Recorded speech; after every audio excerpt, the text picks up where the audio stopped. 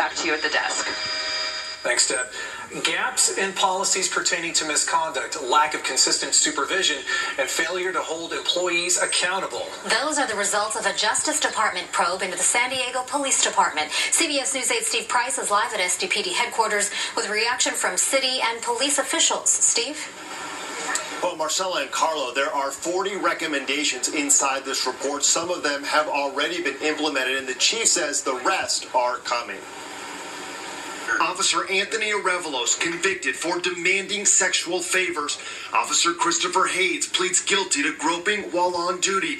And a husband and wife officer team who admitted to breaking into homes and stealing drugs.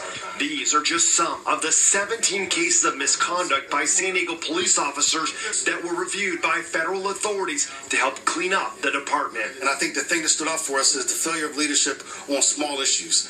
It's like anything else, failure to focus on small issues lead to very big issues. The Department of Justice report makes 40 recommendations, many of which San Diego police have already addressed. We currently have 600 of our patrol officers wearing body-worn cameras, making us the largest city in the nation with these many cameras. Chief Zimmerman says she's committed to implementing all the recommendations and will not tolerate any officer dishonoring the badge. And I have a zero tolerance for misconduct. She has also implemented a mandatory reporting policy for anyone in the department who sees officer misconduct and says the department is tracking complaints against specific officers better to spot patterns of problems. We view this as the beginning of constantly seeking improvement, to constantly look for best practices, to constantly raise the bar. City Attorney Jan Goldsmith says his office is still handling lawsuits pending against the city